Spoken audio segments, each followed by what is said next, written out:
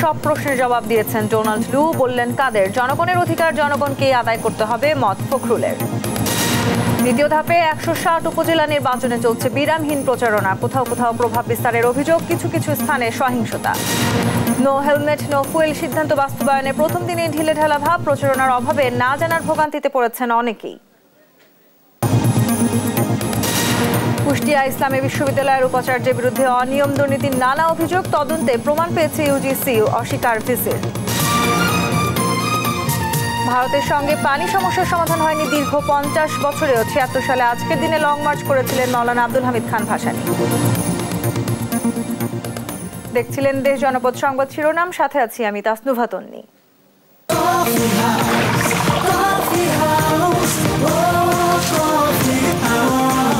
Coffee house, প্রতি চুমুকে আড্ডা জমে। দ্বিতীয় ধাপের 160টি উপজেলায় জমে উঠেছে নির্বাচনী প্রচারণা। উন্নয়নের প্রতিশ্রুতি দিয়ে ভোটারদের আস্থা অর্জনের চেষ্টায় ব্যস্ত প্রার্থীরা। এদিকে নির্বাচন ঘিরে কোথাও কোথাও প্রার্থীদের মধ্যে চলে সহিংসতার ঘটনাও। সহকর্মীদের তথ্য ছবিতে ফারজানা ইসলামের প্রতিবেদন।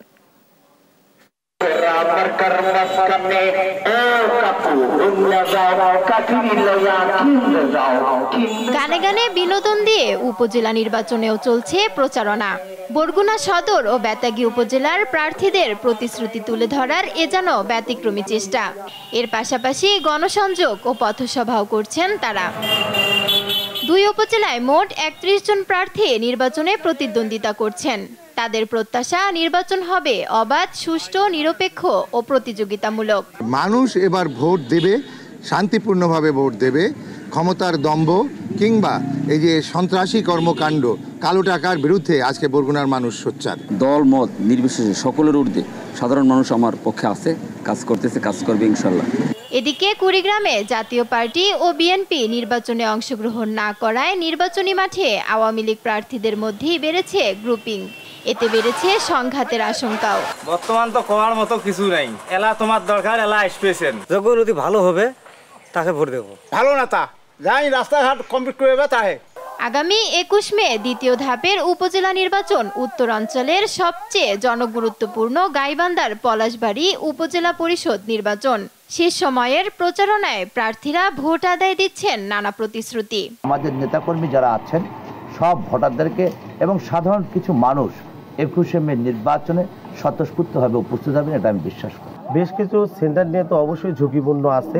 আমরা নির্বাচন কমিশনারের কাছে জানাবো আর কি সামনের দিকে, যাতে এই ঝুঁকিপূর্ণ সেন্টারগুলো সর্বাত্মক ভাবে আইন শৃঙ্খলা বাহিনীর তৎপর থেকে যাতে নির্বাচনটা সুষ্ঠু হয়।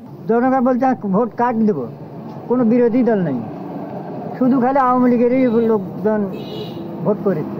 জাতীয় পার্টি নেই, বিএনপি নেই, জামাত কেউই নেই, ভোট দিয়ে কি ভোটের তো মজাই নেই। এদিকে নির্বাচন সামনে রেখে ভোটের মাঠ চষে বেড়াচ্ছেন ভোলার 5 উপজেলার 61 প্রার্থী। জমে উঠেছে নির্বাচনী প্রচারণা। উঠান বৈঠক, গণসংযোগ নিয়ে রাত দিন ব্যস্ত সময় পার করছেন প্রার্থীরা। ফারজানা ইসলাম, নিউজ ডেস্ক, দেশ টিভি। দ্বিতীয় ধাপের প্রচারণার সবশেষ খবর জানাতে যুক্ত হচ্ছেন আমাদের সহকর্মীরা। খাগড়াছড়ি থেকে যুক্ত হবেন অপু দত্ত, লালমনিরহাট থেকে জামাল বাদশাহ, লক্ষ্মীপুর থেকে যুক্ত হবেন সাইফুল ইসলাম এবং রংপুর থেকে যুক্ত হবেন রফিকুল ইসলাম। আমরা প্রথমেই যাচ্ছি খাগড়াছড়িতে। অপু, কেমন চলছে নির্বাচনের প্রচারণা?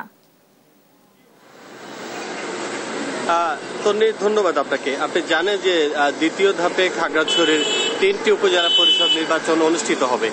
এর মধ্যে খাগড়াছড়ি সদর, দীঘিনালা এবং পানছড়ি। ভৌগোলিক অবস্থানগত কারণে জাতীয় দলের আওয়ামী লীগ যেমন জাতীয় পার্টির সহ এরা যেমন অংশ নিচ্ছে, একই সাথে এখানকার যে আঞ্চলিক দল আছে সে আঞ্চলিক দলও কিন্তু নির্বাচনে অংশ নিচ্ছে। আপনাকে জানাই যে 3 উপজেলায় মোট 19 জন প্রার্থী নির্বাচনে প্রতিদ্বন্দ্বিতা করছেন। এর মধ্যে 10 জন চেয়ারম্যান, 12 জন ভাইস চেয়ারম্যান এবং 7 জন হচ্ছেন মহিলা ভাইস চেয়ারম্যান। এবং এই 3 উপজেলায় সব মিলে 2,39,061 জন ভোটার তাদের ভোটাধিকার প্রয়োগ করবেন। এখন শহর থেকে প্রত্যন্ত কেন্দ্রে আসলে যাচ্ছেন, ছুটছেন প্রার্থীরা, ভোটারদেরকে নানান প্রতিশ্রুতি দিচ্ছেন। অন্যদিকে ভোটাররাও আসলে পাহাড়ি বাঙালি সাম্প্রদায়িক সম্প্রীতি অক্ষুণ্ণ সহ যিনি উন্নয়নের কাজ করবেন তাকে আসলে ভোট দেওয়ার কথা জানাচ্ছেন। আপনাকে জানাই যে দুর্গম হওয়াতে দীঘিনালার নারায়ণছড়ি কেন্দ্রে নির্বাচনী কর্মকর্তা সহ সরঞ্জাম পরিবহনে হেলিকপ্টার ব্যবহার করা হবে। একই সাথে এই 3 উপজেলার মধ্যে পানছড়ি উপজেলায় চেয়ারম্যান পদে আসলে 2 জনই হচ্ছেন বিবদমান ইউপিডিএফের বিভক্ত অংশের প্রার্থী। সেই জায়গা থেকে আসলে এই পানছড়িতে নির্বাচন নিয়ে কিছু সংখ্যা সন্দিহান রয়েছে। একই সাথে আপনারা জানেন যে গেল বছরের ডিসেম্বরে ইউপিডিএফ প্রসিড গ্রুপের 4 জনকে হত্যার পর থেকে পানছড়িতে আসলে একটা অস্থিতিশীল পরিস্থিতি বিরাজ করছে। এরপর থেকে সেখানে আসলে পানছড়ি বাজার বয়কট সহ অন্যান্য নানান ঘটনা কিন্তু চলমান। যদিও বা আসন্ন নির্বাচনকে কেন্দ্র করে পানছড়ির বাজার বয়কট স্থগিত করলেও সেখানে আসলে নির্বাচনে একটি অস্থিতিশীল পরিস্থিতির সন্দিহান স্থানীয়রা করছেন। একই সাথে আসলে এর পরবর্তীতে শুধু মহালছড়ি উপজেলা নির্বাচন হওয়ার কথা রয়েছে 29 তারিখ। তো সব মিলে আসলে এখন পর্যন্ত সার্বিক নির্বাচনী পরিস্থিতি সুষ্ঠু রয়েছে বলে আমরা জানতে পেরেছি এবং সুষ্ঠু সুন্দর নির্বাচনের অঙ্গীকার করেছেন রিটার্নিং কর্মকর্তা তন্নি। জি দর্শক, আমরা খাগড়াছড়ি থেকে যেতে চাই লালমনিরহাটে। সেখানে আছেন সহকর্মী জামাল বাদশাহ। জামাল, নির্বাচনের সবশেষ কি বিস্তারিত আছে আপনার কাছে? আমরা হয়তো জামালের সাথে পরবর্তীতে যুক্ত হবার চেষ্টা করব। এই মুহূর্তে আমরা লক্ষ্মীপুরে যেতে চাই। স্বপন আছেন আমাদের সাথে, যুক্ত হয়েছেন। স্বপন, লক্ষ্মীপুরে নির্বাচনের প্রচার প্রচারণা কেমন দেখছেন আপনি?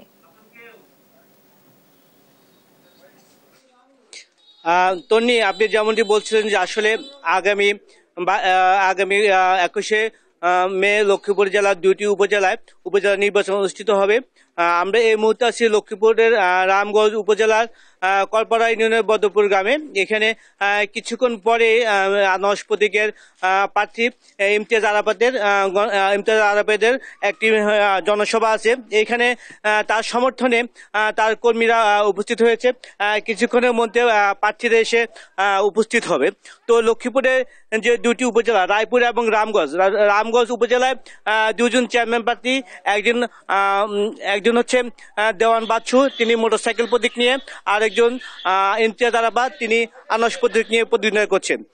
দেওয়ান বাচ্চু উপজেলা আওয়ামী লীগের সাংগঠনিক সম্পাদক এবং ইয়াসিন আরাফাত জেলা স্বেচ্ছাসেবক লীগের সহসভাপতি। আর রায়পুর উপজেলায় 2 জন প্রার্থী প্রতিদ্বন্দ্বিতা করছেন। একজন হচ্ছে রায়পুর উপজেলা আওয়ামী লীগের সভাপতি, আর একজন হচ্ছে বহিষ্কৃত আওয়ামী লীগ নেতা, তিনি হুন্ডা প্রতীক নিয়ে প্রতিদ্বন্দ্বিতা করছে। তো লক্ষ্মীপুরের যে রায়পুর উপজেলার প্রার্থী আলতাফ মাস্টার, তিনি 3 দিন পূর্বে নির্বাচনের একটি অভিযোগ দায়ের করেন। ওই অভিযোগের পরিপ্রেক্ষিতে সহকারী রিটার্নিং কর্মকর্তা ইউনিকে নির্বাচন কমিশন থেকে স্ট্যান্ড রিলিজ করে সেখানে নতুন ইউনো প্রদান করা হয়েছে। তো লক্ষ্মীপুরের এই 2টি উপজেলায় 2 জন করে প্রার্থী প্রতিদ্বন্দ্বিতা করছে। নির্বাচন দিন যত ঘনিয়ে আসছে, প্রার্থীদের মধ্যে পাল্টাপাল্টি অভিযোগগুলো হচ্ছে এবং প্রশাসন তাদের পক্ষ থেকে সুষ্ঠু নির্বাচনে অনুষ্ঠিত হবে বলে জানাচ্ছেন। তো এ ছিল লক্ষ্মীপুর থেকে রামগঞ্জ উপজেলা এবং রায়পুর উপজেলার নির্বাচনের সর্বশেষ খবর। স্বপন, ধন্যবাদ আপনাকে। আমরা রংপুরে যেতে চাই। রংপুরে আছেন সহকর্মী রফিকুল ইসলাম। রফিক, রংপুরে 2য় ধাপের উপজেলা নির্বাচনের প্রচার প্রচারণার খবর জানাবেন আমাদের। তো আপনাকে ধন্যবাদ। আপনি জানেন যে আগামী 29 মে 3য় ধাপের উপজেলা পরিষদ নির্বাচন অনুষ্ঠিত হবে রংপুরে। এই রংপুর সদর উপজেলা অনুষ্ঠিত হবে। আমরা এই মুহূর্তে রয়েছে রংপুর সদর উপজেলার মমিনপুর ইউনিয়নে। আপনাকে একটি বিষয় জানিয়ে রাখি যে এই রংপুর এই আসনটি অর্থাৎ সংসদীয় আসনটি জাতীয় পার্টির চেয়ারম্যান বিরোধী দলের নেতা GM কাদের এবং এখানকার কো চেয়ারম্যান মুস্তাফিজুর রহমান মুস্তফা এখানকার মেয়র। যেহেতু এই আসনে জাতীয় পার্টির MP এবং মেয়র রয়েছেন, সে কারণে এই আসনটি অত্যন্ত গুরুত্বপূর্ণ। একটি বিষয় জানিয়ে রাখি যে এবারে নির্বাচনে কিন্তু দলীয় প্রতীক, রংপুরে যে কয়টি নির্বাচন হয়েছে সেখানে কিন্তু আমরা দলীয় প্রতীক দেখিনি, কিন্তু এবার জাতীয় পার্টি এই উপজেলায় তাদের দলীয় প্রতীক দিয়ে প্রার্থী দিয়েছেন। জাতীয় পার্টির চেয়ারম্যান, ভাইস চেয়ারম্যান এবং সংরক্ষিত যে চেয়ারম্যান প্রার্থী রয়েছেন তিনি লাঙ্গল প্রতীকে নির্বাচন করছেন। এছাড়াও আওয়ামী লীগের বেশ কয়েকজন প্রার্থী নির্বাচন করছেন, তারা কিন্তু দলীয় প্রতীক ব্যবহার করছেন না, তাদের পছন্দ মতো প্রার্থী করছেন। এই রংপুরের যে সদর আসন, এই সদর আসনে যে সদর উপজেলাটি রয়েছে, 8 জন প্রার্থী ভোটে নির্বাচনে অংশ নিয়েছেন। আমরা দেখেছি যে সকাল থেকে এই উপজেলায় ছিলাম, আমরা দেখেছি যে প্রার্থীরা ভোটারদের দুয়ারে দুয়ারে যাচ্ছেন। আমরা এই মুহূর্তে কথা বলতে চাই যে রংপুর জেলা ছাত্রলীগের সভাপতি তরুণ রাজনীতিবিদ, তিনি এবার উপজেলা চেয়ারম্যান পদে নির্বাচনে অংশ নিয়েছেন। আমরা তাকে যুক্ত করতে চাই, আমাদের এই লাইভে যুক্ত করে তার কাছে জানতে চাই যে আপনি তো একেবারে তরুণ রাজনীতিবিদ, আপনি ভোটে অংশ নিয়েছেন, কেমন ভোটে সাড়া পাচ্ছেন, আপনি ভোটারদের কি প্রতিশ্রুতি দিচ্ছেন, ভোটাররা আপনাকে কি চাচ্ছে, আপনার কাছে কি প্রত্যাশা করছে?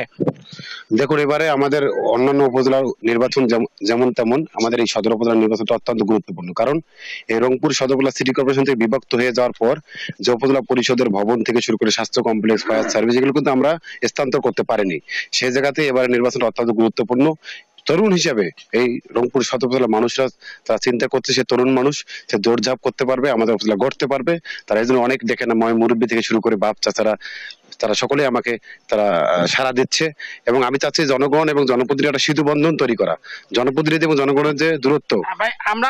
আমরা শুনছিলাম যে একজন তরুণ রাজনীতিবিদ, তিনি ছাত্র নেতা, তিনি ভোটে দাঁড়িয়েছেন। একটি বিষয় জানিয়ে রেখেছে, আইন শৃঙ্খলা রক্ষাকারী বাহিনীর সঙ্গে আমরা কথা বলেছি, তারা বলেছেন একটি অবাধ, সুষ্ঠু এবং গ্রহণযোগ্য ভোট উপহার দিতে তারা বদ্ধপরিকর। তন্নি, এই ছিল রংপুর থেকে সর্বশেষ। রফিক, ধন্যবাদ আপনাকে। দর্শক, খাগড়াছড়ি, লক্ষ্মীপুর এবং রংপুর থেকে দ্বিতীয় ধাপের উপজেলা নির্বাচনের প্রচার প্রচারণার খবর জানাচ্ছিলেন আমাদের সহকর্মীরা। ডোনাল্ড লু এর বক্তব্যের মাধ্যমে যুক্তরাষ্ট্রের সাথে বাংলাদেশের সম্পর্ক বুঝতে পারা যায় বলে মন্তব্য করেছেন আওয়ামী লীগের সাধারণ সম্পাদক ওবায়দুল কাদের। ত্রাণ ও সমাজ কল্যাণ উপকমিটির খাদ্য বিতরণ অনুষ্ঠানে ওবায়দুল কাদের বলেন, শেখ হাসিনার স্বদেশ প্রত্যাবর্তন হচ্ছে দেশের গণতন্ত্রের প্রত্যাবর্তন। তৌফিক মাহমুদ মুন্নার রিপোর্ট। 17 মে আওয়ামী লীগ সভাপতি প্রধানমন্ত্রী শেখ হাসিনার স্বদেশ প্রত্যাবর্তন দিবস উপলক্ষে খাদ্য সামগ্রী বিতরণের আয়োজন। আওয়ামী লীগের ত্রাণ ও সমাজ কল্যাণ উপকমিটি এই অনুষ্ঠানের আয়োজন করে। প্রধান অতিথি হিসেবে যোগ দেন দলের সাধারণ সম্পাদক ওবায়দুল কাদের। প্রধান অতিথির বক্তব্যে আওয়ামী লীগ সাধারণ সম্পাদক বলেন, শেখ হাসিনা দেশে ফিরেছিলেন বলেই গণতন্ত্র মুক্ত হয়েছে, যুদ্ধাপরাধী ও মানবতা বিরোধী অপরাধের বিচার হয়েছে। শেখ হাসিনার স্বদেশ প্রত্যাবর্তন আমাদের গণতন্ত্রের প্রত্যাবর্তন। শেখ হাসিনার স্বদেশ প্রত্যাবর্তন স্বাধীনতার আদর্শের প্রত্যাবর্তন। শেখ হাসিনার স্বদেশ প্রত্যাবর্তন মুক্তিযুদ্ধের মূল্যবোধের প্রত্যাবর্তন। কথা বলেন ডোনাল্ড লুর সফর নিয়ে। ডোনাল্ড লুর বক্তব্যের পর ফখরুল সাহেবের বক্তব্যকে মূল্যহীন বলেও দাবি করেন ওবায়দুল কাদের। যুক্তরাষ্ট্রে কথা বলেছেন অবস্থান, সেই অবস্থান ব্যাখ্যা করেছেন যুক্তরাষ্ট্রের একজন সহকারী মন্ত্রী। এখানে তিনি যে কথা বলেছেন, এরপরে ফখরুল সাহেবের যে বক্তব্য, এই বক্তব্যের কোনো মূল্য নেই। পরে মাদ্রাসাতে খাদ্য সামগ্রী বিতরণ করেন আওয়ামী লীগ সাধারণ সম্পাদক। তৌফিক মাহমুদ মুন্না, দেশ টিভি, ঢাকা। মুক্তিযুদ্ধে সহযোগিতা করলেও ভারত বরাবরই বাংলাদেশকে নিয়ন্ত্রণ করতে তৎপর বলে মন্তব্য করেছেন বিএনপি মহাসচিব মির্জা ফখরুল ইসলাম আলমগীর। অভিযোগ করেন, ক্ষমতা দখল করে নিজেদের ও প্রভুদের রক্ষায় নির্যাতন চালিয়ে যাচ্ছে সরকার। বিদেশিদের ওপর ভরসা না করে নিজেদের কাজ নিজেদেরই করতে হবে বলেও দাবি করেন মির্জা ফখরুল। বিস্তারিত সাইফুল রিপনের প্রতিবেদনে। ফারাক্কা লং মার্চ দিবস উপলক্ষে ভারতীয় আগ্রাসনের বিরুদ্ধে রুখে দাঁড়ানোর আহ্বান নিয়ে জাতীয় প্রেস ক্লাবে আলোচনা সভার আয়োজন করে ভাসানী অনুসারী পরিষদ। আলোচনায় স্বাধীনতা পূর্ব সময়ে পাকিস্তানিদের হাতে দেশের যত মানুষ হত্যা হয়েছে, স্বাধীনতা উত্তর সময়ে তার চেয়ে বেশি মানুষ সীমান্তে ভারত মেরেছে অভিযোগ করে বক্তারা বলেন, ভারতের বাংলাদেশের প্রতি অবজ্ঞা ও অবিচারের একমাত্র প্রতিবাদের পথ দেশে গণতন্ত্র প্রতিষ্ঠা করা। আমরা পাকিস্তান আমলে পাকিস্তান দ্বারা যতটা নিষ্পেষিত হয়েছি, যতটা অত্যাচারিত হয়েছি, যতটা শোষিত হয়েছি, তার চেয়ে অনেক বেশি এই স্বাধীন দেশে বসে ভারত দ্বারা শোষিত হই, ভারত দ্বারা অত্যাচারিত হই। আজকে বাংলাদেশে গণতন্ত্র নেই কেন, তার জন্যও কিন্তু ভারতকেই দায়ী করতে হবে। আজকে বাংলাদেশের সীমান্তে মানুষ খুন হচ্ছে কেন, সেটার জন্যও কিন্তু ভারতের বিএসএফ দায়ী। আজকে বাংলাদেশের নদীর পানিগুলো শুকিয়ে ফেলা হচ্ছে কেন, তার জন্যও কিন্তু ভারত দায়ী। নেতারা বলেন, বর্তমান সরকারের সাথে দিল্লির অশুভ আতাত দেশে দুর্যোগ সৃষ্টি করেছে। আগামী 2-3 মাসের মধ্যে বাংলাদেশের রাজনৈতিক দুর্যোগের পাশাপাশি তার অর্থনৈতিক দুর্যোগ সম্ভবত 53-54 বছরের মধ্যে সবচেয়ে ভয়ানক আকারে সেটা হাজির হতে যাচ্ছে। আমার দেশে নির্বাচন হবে, ভারত ওখানে বলে আমার সিকিউরিটি প্রশ্ন বিবেচনায় রেখে নির্বাচন করতে হবে। সে কে? আমার দেশের জনগণ ভোট দেবে কাকে? আমার দেশের মানুষ ঠিক করবে। বিএনপি মহাসচিব মির্জা ফখরুল ইসলাম আলমগীর বলেন, ভারতের সাথে দেশের জনগণের স্বার্থে অবস্থান নিতে ব্যর্থ হয়েছে সরকার। আমাদের প্রতিবেশী যার কাছে আমরা স্বাধীনতার তাদের ভূমিকার জন্য আমরা অবশ্যই আমাদের ধন্যবাদ এবং কৃতজ্ঞতা আমরা প্রকাশ করেছি সবসময়। তারপরেই আমরা যে লক্ষ্য করেছি তারা সবসময় বাংলাদেশকে একটা নিয়ন্ত্রণের মধ্যে রাখার জন্য তারা সবসময় তাদের সকল কর্মকাণ্ডকে পরিচালনা করেছে। যে সরকার এখন আছে সেই সরকার পুরোপুরিভাবে একটা নতজানু সরকার। তারা কখনোই বাংলাদেশের জনগণের স্বার্থে সে একটা প্রকৃত স্ট্যান্ড নেওয়া, সেই স্ট্যান্ডটা তারা নিতে ব্যর্থ হচ্ছে। উন্নয়নের নামে সরকার মাফিয়া রাষ্ট্র প্রতিষ্ঠা করেছে বলেও অভিযোগ করেন বিএনপি মহাসচিব। আজকে এমন একটা সরকার দখলদারিত্ব নিয়ে ক্ষমতায় বসে আছে, যাদের একমাত্র কাজ হচ্ছে যে তারা তাদের স্বার্থ এবং তাদের প্রভুদের স্বার্থকে রক্ষা করার জন্য তারা আজকে জনগণের উপর নির্যাতন নিপীড়ন চালিয়ে যাচ্ছে। এই সরকারকে টিকিয়ে রাখার জন্য একটা গোষ্ঠী তৈরি করা হচ্ছে, যে গোষ্ঠীগুলো এই তথাকথিত উন্নয়ন থেকে সবচেয়ে বেশি আপনার বেনিফিশিয়ারি হয়েছে। মাফিয়া রাষ্ট্র তৈরি করা হয়েছে। নিজেদের কাজ নিজেদেরই করতে হবে উল্লেখ করে মির্জা ফখরুল বলেন, সবাই ঐক্যবদ্ধ হলে জনগণের আকাঙ্ক্ষা পূরণে কোনো শক্তি ঠেকিয়ে রাখতে পারবে না। সমস্ত ভেদাভেদ ভুলে আজকে একত্র হয়ে। সাইফুল রিপন, দেশ টিভি, ঢাকা। সড়কে শৃঙ্খলা ফেরাতে প্রথম দিনে সারা দেশে অনেকটা ঢিলেঢালাভাবে মানা হচ্ছে নো হেলমেট নো ফুয়েল ঘোষণার বাস্তবায়ন।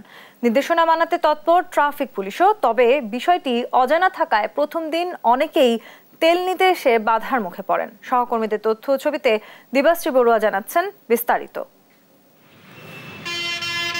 দুর্ঘটনা প্রতিরোধে দেশব্যাপী সড়কে অবকাঠামোগত উন্নয়ন হলেও কোনোভাবেই কমছে না দুর্ঘটনা।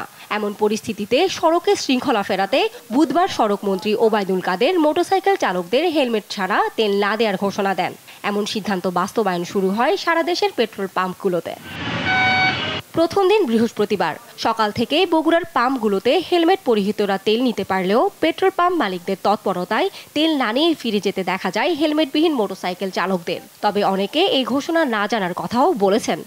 রাতে হয়েছে, আমরা দেখা যায় কর্মস্থল থেকে বাসায় এসে টিভি হয়তো দেখা হয় নাই, সকালবেলা বের হয়ে গেছে। নিজে ধরেন পুলিশের সদস্য বললেন যে আপনি নিজে হেলমেট ছাড়া বাইক চালাচ্ছেন, অথচ আপনারা আমাদেরকে ধরে 10,000 টাকা জরিমানা করেন, এটা কতটুকু ঠিক হলো বলেন তো?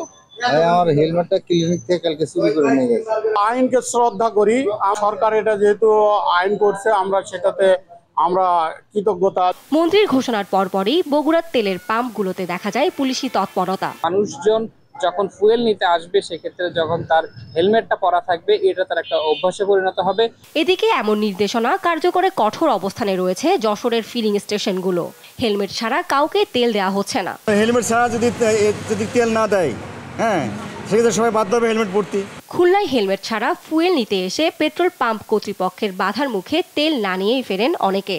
তবে সড়কে হেলমেট ছাড়া বাইক চালালেও টেলিভিশন ক্যামেরা দেখে অনেকেই হেলমেট পরে তেল নিতে দেখা যায়। অন্যদিকে ভিন্ন চিত্র চট্টগ্রামে। কিছু কিছু পেট্রোল পাম্পে এদিন হেলমেট ছাড়া তেল নিতে দেখা যায়। তাদের দাবি নো হেলমেট নো ফুয়েলের বিষয়ে জানেন না তারা।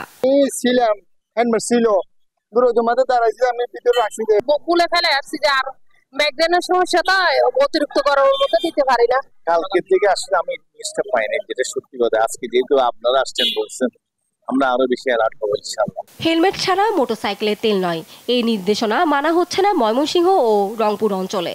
হেলমেট ছাড়া চালকরা মোটরসাইকেলে তেল নেয়, যদিও পাম্পগুলো বলছে প্রথম দিন শুধু সতর্ক করে দেওয়া হচ্ছে। প্রত্যেকের আমরা ওই হেলমেট ছাড়া আর আমরা বের হবো না, বুঝছেন? এরা মানে সকলের কাছেই আমিও ভুল করছি। সড়কমন্ত্রী যেটা বলছে এটা সঠিক, আমাদের সবারই এই নিয়ম পালন করা উচিত। এখানে প্রচুর মোটরসাইকেল আসে, আমরা তাদেরকে জানিয়ে দিচ্ছি ভাই হেলমেট ছাড়া তেল দেওয়া যাবে না। দিবাশ্রী বড়ুয়া, নিউজ ডেস্ক, দেশ টিভি।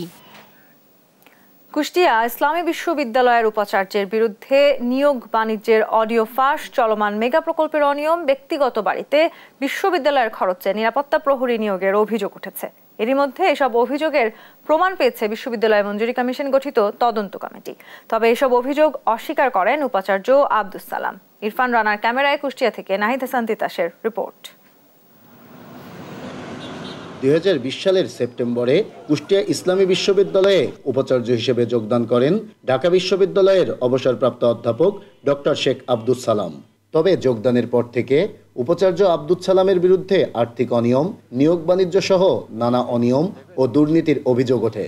এরই প্রেক্ষিতে গেল বছরের 1 নভেম্বর বিশ্ববিদ্যালয় মঞ্জুরি কমিশন কর্তৃক 3 সদস্যের একটি তদন্ত কমিটি গঠন করা হয়। তদন্তে উপাচার্যের অনিয়মের সত্যতাও পায় তদন্ত কমিটি। জানিয়ে বিশ্ববিদ্যালয়ের শিক্ষক শিক্ষার্থীদের মাঝে দেখা দিয়েছে মিশ্র প্রতিক্রিয়া। অনেকগুলো হল হচ্ছে, হলের কাজগুলো যদি আটকে যায় সেক্ষেত্রে ছাত্রদের থাকার আবাসিকের একটা অসুবিধা হবে। এছাড়াও আরও যেগুলো কাজগুলো আছে সেগুলো আটকে গেলে অবশ্যই আমরা অসুবিধার সম্মুখীন হব বলে আমরা তো অবশ্যই বিব্রত বোধ করতেছি। সুষ্ঠু তদন্ত করা হোক এবং তার বিরুদ্ধে যে সকল পদক্ষেপ নিতে হবে সেগুলো নেওয়া হোক। এই যে তদন্ত করেছে এবং আমি শুনেছি সত্যতাও পেয়েছে, তো এখন আমাদের প্রত্যাশা থাকবে যে তদন্তের রিপোর্ট অনুযায়ী পরবর্তী যথাযথ ব্যবস্থা নেবেন, এটাই আমাদের প্রত্যাশা। তবে তদন্ত কমিটির অনিয়মের সত্যতা পাওয়া ও ব্যবস্থা নেওয়ার সুপারিশ সম্পর্কে কোনো কথা না বললেও উপাচার্য আব্দুস সালামের দাবি তিনি কোনো ধরনের অনিয়ম বা দুর্নীতির সাথে জড়িত নন। দুর্নীতি কিন্তু না জানায় বা ইটি করে আমি চুরি চামারি বা আপনার হাতে যোগাযোগ করে নিয়ে আমি পকেটস্থ করছি, এটাই হচ্ছে দুর্নীতি। এটা সর্বৈব মিথ্যা কথা। আর তদন্ত কার্যক্রম শেষে ব্যবস্থা নেওয়ার সুপারিশ সহ প্রতিবেদন মন্ত্রণালয়ে পাঠিয়েছে তদন্ত কমিটি। প্রতিবেদনে অনিয়ম যেগুলো দিচ্ছে সেগুলো আমরা we can never make any comments as a confidential inquiry officer. আমরা we can never make any comments. এইটা তো আমি রিপোর্ট জমা দিয়ে দিচ্ছি। আমি তো মিনিস্ট্রি কি করছে আই ডোন্ট বদার। এটা ministry this not matter of ministry, আমার কিছু না। বিশ্ববিদ্যালয় প্রশাসনের সর্বোচ্চ পদধারীর বিরুদ্ধে এমন অনিয়ম ও দুর্নীতির অভিযোগ প্রশ্নবিদ্ধ করছে শিক্ষা ব্যবস্থাকে। তাই দ্রুত তদন্ত প্রতিবেদন অনুযায়ী ব্যবস্থা গ্রহণের দাবি শিক্ষক শিক্ষার্থীদের। নাহিদ হাসান তিতাস, দেশ টিভি, কুষ্টিয়া। দেশ জনপদ সংবাদে আরো থাকছে।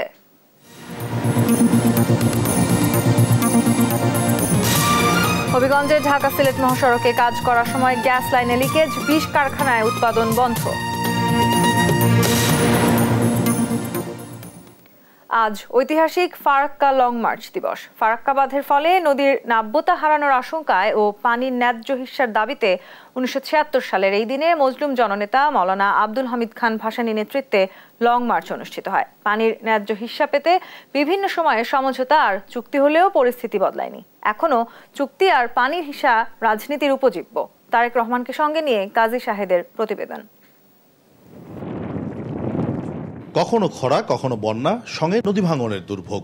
ফারাক্কা বাঁধের কারণে এমন পরিস্থিতি রাজশাহী ও চাঁপাইনবাবগঞ্জে। 1975 সালে এ বাঁধ চালু করে ভারত। প্রতিবাদে পরের বছর 16 মে মজলুম জননেতা মাওলানা আব্দুল হামিদ খান ভাসানীর নেতৃত্বে রাজশাহী থেকে শুরু হয় লং মার্চ, যা চাঁপাইনবাবগঞ্জের কানসাটে গিয়ে শেষ হয়। বাঁধ নির্মাণের আগে পরে পানি বন্টনে বেশ কিছু সমঝোতা ও চুক্তি হলেও বদলায়নি চিত্র, বরং গতিপথ বদলে বিভিন্ন চ্যানেলে বিভক্ত হয়ে গেছে পদ্মা। মহানন্দা, পাগলা ও পুনর্ভবা শুকিয়ে যাচ্ছে। চর এলাকাগুলো আছে এগুলো প্রায় শুষ্ক থাকে। আমাদের নদী মেন স্টিম দিয়ে পানিটা চলে যায়, এই পানিটা আমরা আটকে রাখতে পারতেছি না। যদি আমরা গ্যাঞ্জেস ব্যারেজ যদি করি আমরা, তাহলে এই পানিটা আমরা আটকে রাখতে পারবো এবং এই শুষ্ক মৌসুমে এই পদ্মার যে দুই পারে যে লোকজন আছে তারা হয়তো এই পানিটা ব্যবহার করতে পারবে। পদ্মা নদীর ডাউনের অংশগুলো যেমন চাঁপাইনবাবগঞ্জ, রাজশাহী এবং হচ্ছে যে নাটোর, এই এলাকায় যে হচ্ছে ফারাক্কার প্রভাবে যে চরগুলো মানে বৃদ্ধি পাচ্ছে এবং হচ্ছে যে নদীর নাব্যতার উপর প্রভাব ফেলছে, সেই বিষয়গুলো যাতে নজরে আসে এবং সেটার জন্য যে প্রতিকারমূলক ব্যবস্থা গ্রহণ করা হয়। পানির ন্যায্য হিস্যা মিলছে না এমন অভিযোগ শুরু থেকেই। চুক্তির মেয়াদও শেষ হয়ে আসছে, যার নবায়নে দৃশ্যমান আলোচনা নেই। ফলে হতাশা বাড়ছে নদী ও পরিবেশ নিয়ে কাজ করেন এমন কর্মীদের। অবিলম্বে এই চুক্তি বাস্তবায়ন করে এই অঞ্চলকে বাঁচানোর জন্য উদ্যোগ নেবে। বাংলাদেশের সঙ্গে ভারতের গঙ্গার পানি বন্টন নিয়ে যে চুক্তি, সেই অনুযায়ী আমরা পানি মোটেই পাচ্ছি না। একমাত্র নদী সংক্রান্ত ব্যাপারটাই আমাদের একটা স্পর্শকাতর ব্যাপার হয়ে দাঁড়িয়েছে। তা আমরা যেটা মনে করি যে ভারতের উচিত আন্তর্জাতিক রীতিনীতির প্রতি শ্রদ্ধা প্রদর্শন করা। পানির ব্যবহার ও কারিগরি প্রশ্ন তুলে এই চুক্তির নবায়ন ঝুলে যেতে পারে বলে শঙ্কা নদী গবেষক শেখ রোকনের। আর মাহবুব সিদ্দিকী মনে করেন ন্যায্য হিসাব পেতে আলোচনার পাশাপাশি প্রতিদিনই চাপ তৈরি করতে হবে। চুক্তি যদি শেষ হয়ে যায় তখন দেখা যাবে যে এটা ঝুলে যাচ্ছে। তিস্তা চুক্তির ক্ষেত্রে যেমনটা হয়েছে যে ঝুলে যাচ্ছে সেটা যদি আমরা সময় মতো নবায়ন না করি তাহলে কিন্তু এটা খুব ভয়ঙ্কর অবস্থা হবে। প্রতিদিন চেষ্টা করতে হবে, চাপ সৃষ্টি করতে হবে, এটাই আমাদের প্রধান সমস্যা। এটা মনে করে প্রতিদিন এই চাপ সৃষ্টি করতে হবে এবং যদি না শুনে আন্তর্জাতিক অঙ্গনে যেতে হবে আমাদের। চুক্তি শেষ হবে 2026 সালে। তবে এখন থেকেই পরবর্তী চুক্তির বিভিন্ন দিকগুলো নিয়ে আলোচনার শুরুর তাগিদ নদী গবেষকদের। কাজী শাহেদ, দেশ টিভি, রাজশাহী। আবার উপজেলা নির্বাচনের প্রচারণার খবর। এবারে লালমনিরহাট থেকে আমাদের সাথে যুক্ত হচ্ছেন সহকর্মী জামাল বাদশাহ। জামাল, লালমনিরহাটে কয়টি উপজেলায় নির্বাচন হচ্ছে, প্রচারণা কতটা জমে উঠেছে এই মুহূর্তে? তন্নি, যেমনটি বলছিলেন, আসলে সারা দেশের নয় কিন্তু লালমনিরহাটে দ্বিতীয় ধাপের আদিতমারি এবং কালীগঞ্জ উপজেলায় নির্বাচন হচ্ছে এবং এই নির্বাচনের প্রচারণা কিন্তু এরই মধ্যে জমে উঠেছে। প্রার্থীরা ভোটারদের কাছে গিয়ে কিন্তু নানা ধরনের প্রতিশ্রুতি দিচ্ছেন। তবে প্রার্থীরা যে পরিমাণ ব্যস্ত সময় পার করছেন, এই ভোট নিয়ে কিন্তু সাধারণ যে ভোটার রয়েছে তাদের কিন্তু তেমন আগ্রহ দেখা যাচ্ছে না। এছাড়া কিন্তু লালমনিরহাটে যে আদিতমারি উপজেলা রয়েছে সেই উপজেলায় ভোটারদের তেমন আগ্রহ লক্ষ্য করা যায় নাই এবং আদিতমারি উপজেলায় প্রায় 10 জন প্রার্থী তারা ভোটে লড়াই করছেন। আর লালমনিরহাট জেলার যে কালীগঞ্জ উপজেলা পরিষদ রয়েছে সেই কালীগঞ্জ উপজেলা পরিষদ নির্বাচনে কিন্তু সাবেক সমাজ কল্যাণ মন্ত্রীর এবং বর্তমান লালমনিরহাট 2 আসনের যে সংসদ সদস্য রয়েছে নুরুজ্জামান আহমেদ, তার ছোট ভাই এবং পুত্র একই পদে লড়াই করছেন এবং এছাড়াও কিন্তু চেয়ারম্যান পদে আরও একজন প্রার্থী রয়েছেন। তবে তিনি তেমন আলোচনা না থাকলেও এই 2 প্রার্থী কিন্তু একে অপরকে দোষারোপ করে নানা ধরনের অভিযোগ কিন্তু তুলছেন এবং এরই মধ্যে কিন্তু চাচা ভাতিজার বিরুদ্ধে লিখিত অভিযোগ এবং ভাতিজা চাচার বিরুদ্ধে লিখিত অভিযোগ দিয়েছেন এবং যে রিটার্নিং কর্মকর্তা তাদের যে লালমনিরহাটের যে সমাজ কল্যাণ মন্ত্রী রয়েছে তার কাছে কিন্তু জবাব চেয়েছেন যে তার কেন কি ধরনের অভিযোগটা তোলা হয়েছে সেই অভিযোগের ব্যাখ্যা চেয়ে কিন্তু জবাব চাওয়া হয়েছে। এছাড়া আমি যদি বলতে চাই যে এই কালীগঞ্জ উপজেলায় যে সাধারণ ভোটাররা রয়েছে তাদের সাথে আমরা কথা বলেছি। তাদের যেটি দাবি, আসলে এই চাচা এবং ভাতিজার নানা ধরনের যে অভিযোগ রয়েছে সেই অভিযোগ এবং ছোট ধরনের যে কথা কাটাকাটিকে কেন্দ্র করে যে নানা ধরনের ঘটনা ঘটছে সেই ঘটনায় কিন্তু ভোটাররা কিছুটা আতঙ্কিত হয়ে পড়ছেন। তারা শান্তিপ্রিয় পরিবেশে তাদের ভোটাধিকার প্রয়োগ করছেন। আসলে এই 2 উপজেলায় সর্বমোট 3,46,000-এরও অধিক ভোটার তাদের ভোটাধিকার প্রয়োগ করবেন এবং আগামী 21 মে এই দ্বিতীয় ধাপের ভোট গ্রহণ অনুষ্ঠিত হবে। এই ছিল লালমনিরহাটের আদিতমারি এবং কালীগঞ্জ উপজেলা পরিষদ নির্বাচনের সর্বশেষ খবর। তন্নি। জামাল, আপনাকে ধন্যবাদ। দর্শক, লালমনিরহাট থেকে সহকর্মী জামাল বাদশা জানাচ্ছিলেন উপজেলা নির্বাচনের প্রচারণার সবশেষ তথ্য। যাচ্ছে অন্যান্য প্রসঙ্গে, গাজীপুরের ভোগড়ায় ভয়াবহ আগুনে মাথা গোঁজার ঠাঁই হারিয়েছেন অর্ধশতাধিক পরিবার। নিজেদের শেষ সম্বল হারিয়ে অনেকটা দিশেহারা পরিবারগুলো। ঘটনাস্থল পরিদর্শন করে সহায়তার আশ্বাস দিয়েছেন জেলা ত্রাণ ও পুনর্বাসন কর্মকর্তা। সহকর্মী নজরুল ইসলামের তথ্যচিত্রে সালমা জাহানের ডেস্ক রিপোর্ট।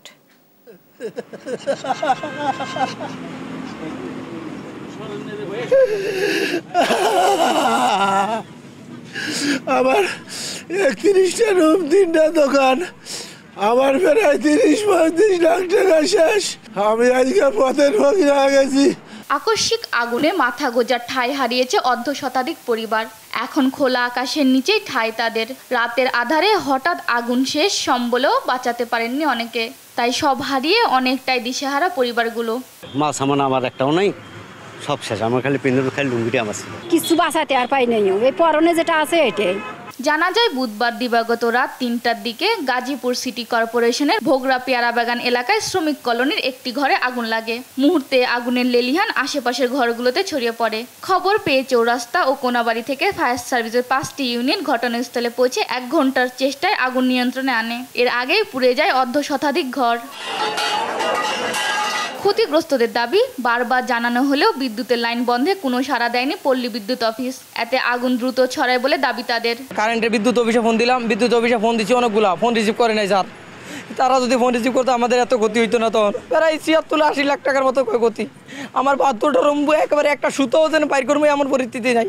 সকালে ঘটনাস্থল পরিদর্শন করে ক্ষতিগ্রস্তদের তালিকা তৈরি করে তাদের পাশে দাঁড়ানোর কথা জানায় জেলা ত্রাণ ও পুনর্বাসন কর্মকর্তা। সরকারের নীতিমালা অনুযায়ী মানবিক সহায়তা কর্মসূচির আওতায় এখানে সর্বোচ্চ যেটুকু সহায়তা প্রদান করা যায় জেলা প্রশাসন সে ব্যবস্থা করবে। তবে এ ঘটনায় গাজীপুর সিটি কর্পোরেশনের পক্ষ থেকে ক্ষতিগ্রস্তদের কোনো প্রকার সহযোগিতা না করায় ক্ষোভ প্রকাশ করেছেন এলাকাবাসী। নিউজ ডেস্ক, দেশ টিভি। লালমনিরহাটে অগ্নিকাণ্ডে কমপক্ষে 20টি দোকান পুড়ে গেছে, ক্ষতি হয়েছে প্রায় 10 কোটি টাকার। বৃহস্পতিবার দুপুরে কালীগঞ্জ উপজেলার তুষভান্ডার বাজারের পাশা মার্কেটে এই অগ্নিকাণ্ডের ঘটনা ঘটে। পরে ফায়ার সার্ভিসের 4টি ইউনিট ঘটনাস্থলে এসে 1 ঘন্টার চেষ্টায় আগুন নিয়ন্ত্রণে আনে। তবে ততক্ষণে মালামাল ও নগদ টাকা সহ প্রায় 20টি দোকান পুড়ে যায়।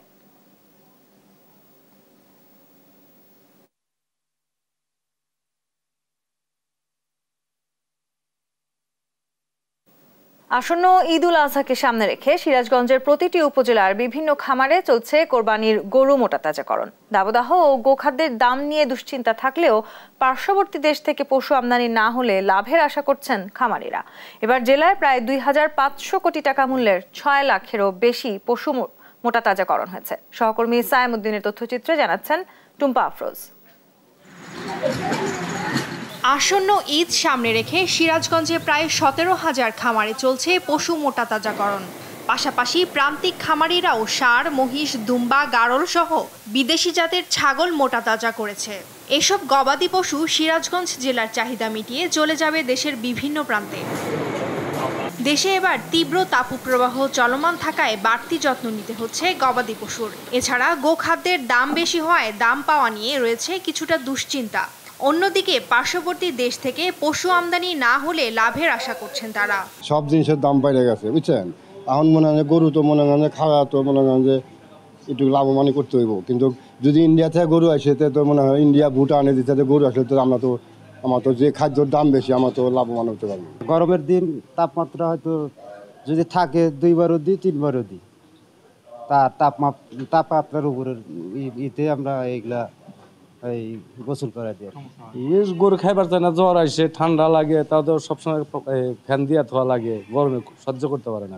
ঢাকা সহ অন্য জেলার ক্রেতারা এখন থেকেই ভিড় করতে শুরু করেছে খামারে খামারে। সেই সঙ্গে হাটে বিক্রির জন্য গবাদি পশু প্রস্তুত করা হচ্ছে বলে জানান খামারিরা। আমাদের এখান থেকেই, আমার খামার থেকেই বেশিরভাগ গরু বিক্রি হয়ে যায়।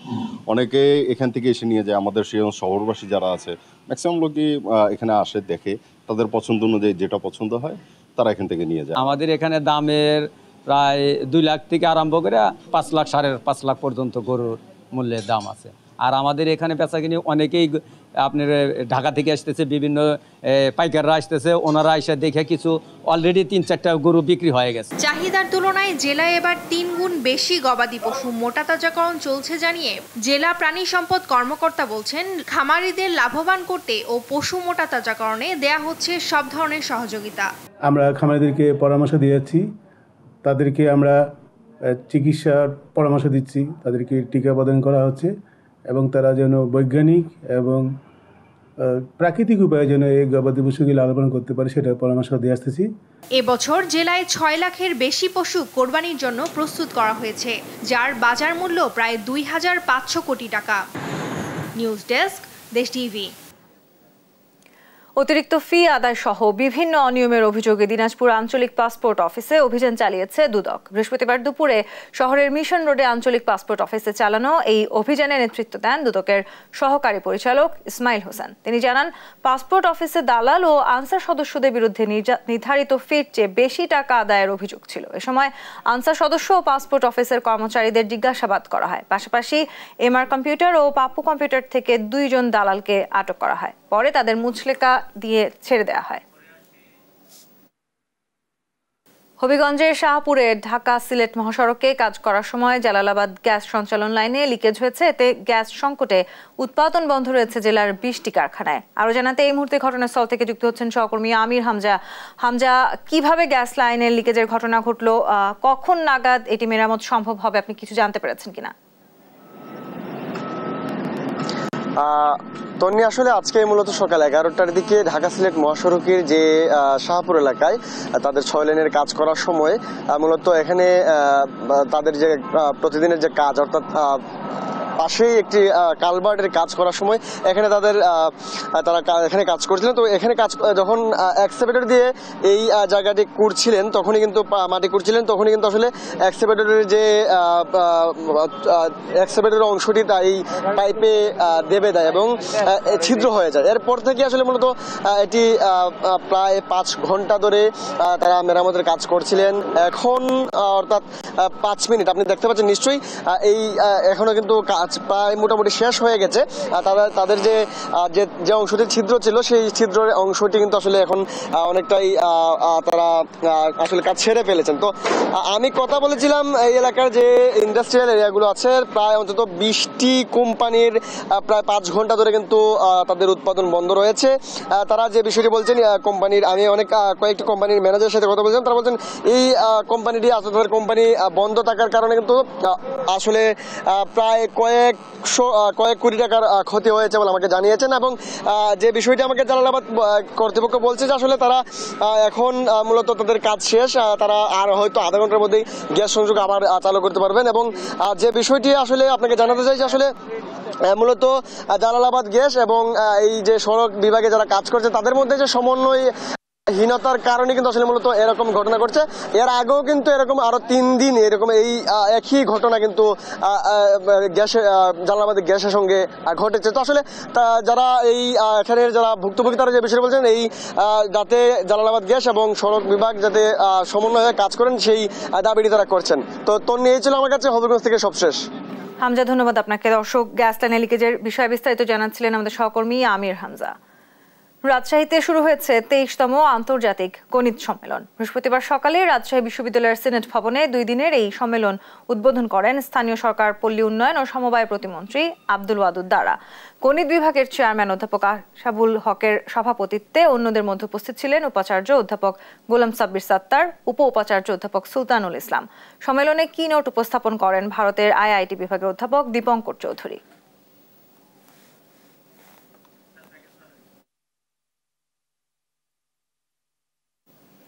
কৃষকের সাদা সোনা হিসেবে পরিচিত দিনাজপুরের রসুন সারা দেশের 5% চাহিদা পূরণ করে। তবে টানা লোকসান হওয়ায় এবার এই জেলায় কমেছে রসুনের আবাদ। গত বছরের তুলনায় 833 হেক্টর জমিতে কম হয়েছে এই ফসল চাষ। সহকর্মী কুরবান আলীর পাঠানো তথ্যচিত্রে ডেস্ক রিপোর্ট। দিনাজপুরে মাঠে মাঠে দোল খাচ্ছে সাদা সোনা ক্ষেত রসুন। রসুনের ফলন ভালো হলেও দাম নিয়ে শঙ্কায় রয়েছে চাষিরা। বেশি দামে বীজ ও কীটনাশক কিনে রসুন আবাদ করতে হচ্ছে কৃষকদের। অন্যান্য বছরের তুলনায় বেড়েছে উৎপাদন খরচ, কিন্তু বাড়েনি রসুনের দাম। ফলে ক্ষেত থেকে রসুন তুলতে ভয় পাচ্ছেন কৃষকরা। এরই মধ্যে বৃষ্টিপাতের কারণে রসুনের গাছের গোড়া মাটিতে দেবে গেছে। এছাড়া অন্যান্য বছরের তুলনায় এবছর বেড়েছে রসুন চুরির ঘটনা। ফলে রসুনের ক্ষেত পাহারা দেওয়ার জন্য পাহারাদার রাখতে হচ্ছে কৃষকদের। রসুন আবাদ করে এ যেন মরার উপর খড়ার ঘা হয়ে দাঁড়িয়েছে কৃষকদের। 1100-1200 টাকা নেয়, সপ্তাহে বীজ দিতে হয়। যদি বীজ একটু কম বেশি হয় ওষুনেই গাই, খরচা বেশি কিন্তু দাম কম। কিন্তু মাঝখানে পানি হয়, এটা আকাশের বৃষ্টি হওয়ার কারণে ওষুনটা আর কি একটা থেব্বা পেয়েছে। থেব্বা পাওয়াতে আর কি বিষ যে জায়গায় 3টা স্প্রে লাগতো ওই জায়গায় 5টা স্প্রে লাগিয়েছে। 5টা স্প্রে লাগার কারণে একটা স্প্রে পয়সা 1000 টাকা বেশি, প্রত্যেকটা স্প্রেতে 1000-1500 করে টাকা লাগিয়েছে। এইভাবে যদি রসুনের দাম যদি এরকম থাকে আর আমরা যদি সুবিধা মতো করতে না পারি আকাশে বৃষ্টির অবস্থায়, তাহলে তো আমাদের পোষাবে না। বর্তমান যে বাজার, এই বাজারে তো পোষাবে না আমাদের। মনে করো 9,500 টাকা 9,000 টাকা মন নিয়ে রসুন গাড়া গেছে। 1 বিঘা মাটিতে নিম্নে 6 মন রসুন লাগে। জেলা কৃষি সম্প্রসারণ অধিদপ্তরের তথ্য মতে জেলায় 4,250 হেক্টর জমিতে রসুনের আবাদ হয়েছে। এর মধ্যে শুধুমাত্র খানসামা উপজেলায় 2,950 হেক্টর জমিতে আবাদ করা হয়েছে। বাজারে পর্যাপ্ত সরবরাহের কারণে রসুনের দাম কম, তাই কৃষকদের রসুন সংরক্ষণের আহ্বান এই কর্মকর্তার। ব্যবসায়ীরা যদি এই ক্ষেত্রে আমাদের কাছে এগিয়ে আসে বা তাদের বিক্রি করতে পারছেন, এই ক্ষেত্রে আমরা অবশ্যই সারা দেশের মধ্যে লিঙ্ক আপ করে দিব। তাদের কৃষকরা ন্যায্য মূল্য প্রাপ্তিতে সহায়তা করার জন্য কৃষি বিপণন দপ্তর সবসময় সদাই এগিয়ে আসবে। রসুনের ন্যায্য দাম নিশ্চিত করার দাবি জানিয়েছেন কৃষকরা। বাজারে রসুনের দাম বাড়লে কিছুটা লাভের মুখ দেখবেন, এমনটাই আশা করছেন কৃষকরা। ডেস্ক রিপোর্ট, দেশ টিভি। এই ছিল এখনকার দেশ জনপদ সংবাদ। পরের বুলেটিন দেখার আমন্ত্রণ রইল। এছাড়া দেশ টিভি সর্বশেষ সব খবর পেতে ভিজিট করুন www.desh.tv। ফেসবুকে আমাদের সঙ্গে যুক্ত থাকুন দেশ টিভি অথবা দেশ টেলিভিশন পেজে। এছাড়া সর্বশেষ সব ভিডিও পেতে ইউটিউবে আমাদের হ্যান্ডেল @দেশ টেলিভিশন অথবা @দেশ টিভি নিউজ লিখে সার্চ করুন। ধন্যবাদ।